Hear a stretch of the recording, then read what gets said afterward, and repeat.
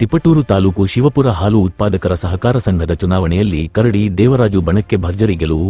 ಕಳೆದ 2 ದಿನಗಳ ಹಿಂದೆ ನಡೆದ ಶಿವಪುರ ಹಾಲು ಉತ್ಪಾದಕರ ಸಹಕಾರ ಸಂಘದ ಚುನಾವಣೆಯಲ್ಲಿ ಕರಡಿ ದೇವರಾಜು ಬಣಕ್ಕೆ ಭರ್ಜರಿ ಗೆಲುವು ದೊರೆತಿದ್ದು, ಈ ಮೂಲಕ ಮತ್ತೊಮ್ಮೆ ಕರಡಿ ದೇವರಾಜ್ ಅವರ ಬಣಕ್ಕೆ ರೈತರು ಸಂಪೂರ್ಣ ಬೆಂಬಲವನ್ನು ಸೂಚಿಸಿದ್ದಂತಾಗಿದೆ.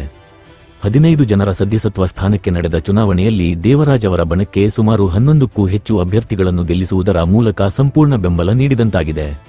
ಈ ವೇಳೆ ಮಾತನಾಡಿದ ಮುಖಂಡ ಕರಡಿ ದೇವರಾಜು, ಹಾಲು ಉತ್ಪಾದಕರ ಸಹಕಾರ ಸಂಘಗಳು ರೈತರ ಹಿತವನ್ನು ಕಾಯುವಂತಹ ಕೆಲಸವನ್ನು ಮಾಡಬೇಕು. ಈ ಮೂಲಕ ಇದೀಗ ಹೊಸದಾಗಿ ಆಯ್ಕೆಯಾದ ನಮ್ಮೆಲ್ಲ ಸರ್ವ ನಿರ್ದೇಶಕರು ಹಾಲು ಉತ್ಪಾದಕರ ಸೇವೆಯಲ್ಲಿ ನಿರತರಾಗಿ ಸರ್ಕಾರದಿಂದ ದೊರೆಯುವ ಪ್ರತಿಯೊಂದು ಸೌಲಭ್ಯಗಳನ್ನು ಎಲ್ಲಾ ರೈತರಿಗೆ ದೊರಕಿಸಿಕೊಡುವಂತಾಗಬೇಕು ಎಂಬುದು ನಮ್ಮೆಲ್ಲರ ಆಶಯ ಎಂದು ಇದೇ ವೇಳೆ ಅವರು ತಿಳಿಸಿದರು.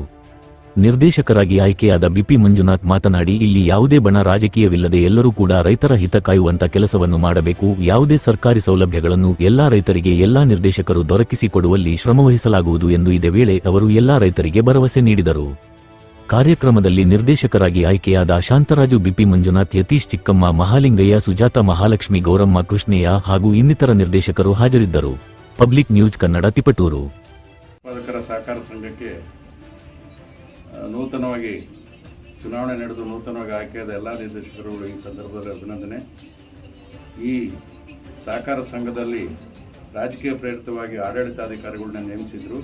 ಯಾವುದೇ ಸಂಘ ಲೋಪದೋಷ ಇದ್ದಿದ್ರು ಈ ಕ್ರಮ ಕೈಗೊಂಡಿದ್ರು.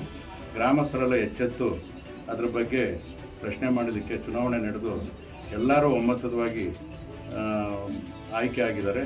ಈ ನಿರ್ದೇಶಕರು ಇನ್ನು ಮುಂದೆ ಉತ್ತಮವಾದ ಸೇವೆ ಸಲ್ಲಿಸಿ ಸಂಘವನ್ನು ಅಭಿವೃದ್ಧಿಪಡಿಸಬೇಕು.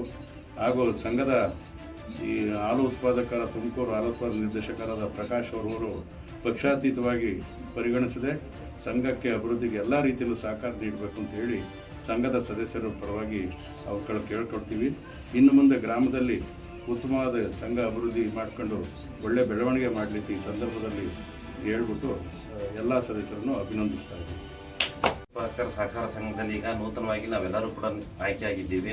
ಇಲ್ಲಿ ಯಾವುದೇ ರೀತಿ ರಾಜಕೀಯ ಮಾಡದಲೆ ಪ್ರತಿಯೊಬ್ಬ ರೈತರಿಗೂ ಕೂಡ ಏನು ಒಂದು ತಲುಪಿಸಬೇಕು, ಸರ್ಕಾರದಿಂದ ಬರೋಂಥ ಸವಲತ್ತುಗಳನ್ನ ಯಾವುದೇ ರಾಜಕೀಯ ಮಾಡದಲೆ ಪ್ರತಿಯೊಬ್ಬನಿಗೂ ತಲುಪಿಸ್ತೀವಿ. ಇಂದಿನ ಆಡಳಿತಕ್ಕಿಂತ ಈ ಆಡಳಿತ ಇನ್ನೂ ಉತ್ತಮವಾಗಿ ನಡೆಸ್ತೀವಿ ಅಂತೇಳಿ ನಾವು ಭರವಸೆಯನ್ನು ಕೊಡ್ತಾ ಇದ್ದೀವಿ.